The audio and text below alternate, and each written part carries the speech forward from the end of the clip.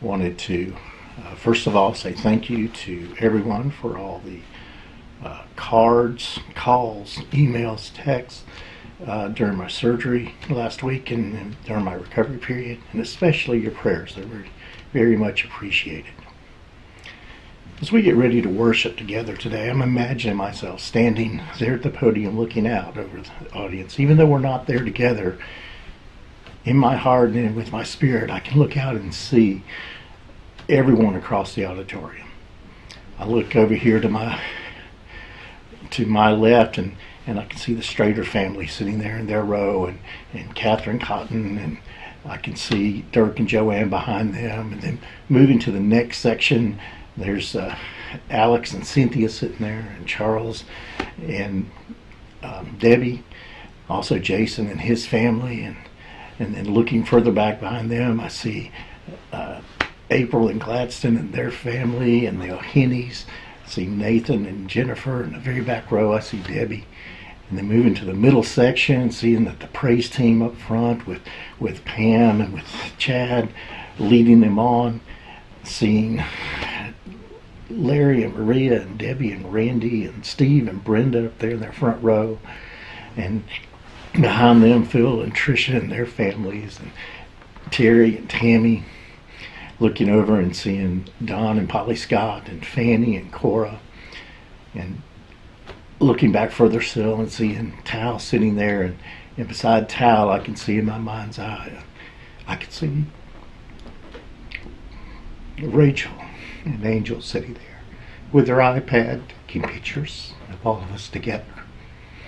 And looking down the end of the aisle, John and Marie and Randy and Nancy behind them in their section, and then looking over with Leonard Junenham and his and Alvina and their whole family taking up that whole front row. Looking behind them and seeing the Newmans, and seeing Henry and Mary, Dewey and Mary Merritt, to seeing Brian and Sherry, the Cassidys and the Warners, and so many people. And all the way in the back row, I can see Gertrude's smile all the way up here. And then turning around to our youth group. How did these third and fourth graders that taught just a few years ago grow up and be such wonderful young adults with William and Aiden and Liliana? It's just a pleasure to be here with all of you today. Even though we're not here together in person, we're here in spirit. And with that, I have a challenge for us all this week. I want each of you, every day this week, in your mind's eye, I want you to take and close your eyes and picture that person across the auditorium from you that you normally see every Sunday, that you say hello to. And what I want you to do is reach out to that person. First of all, I want you to say a prayer for them, asking God's blessing and protection on them. And then, just very simple, hey, I love you. I miss you. I wish we were together in worship today. Is there anything I can do for you? I prayed for you today. That spirit that's in us, reaching out to that spirit that's in them, makes invisible, I imagine, as invisible threads connecting us together. And as we reach out to one another during this time when we can't physically be apart, and reaching out in any way, whether it's by phone like us old folks do, or whether it's by text and tweet and Snapchat and Facebook Messenger and all those other ways that people communicate with one another.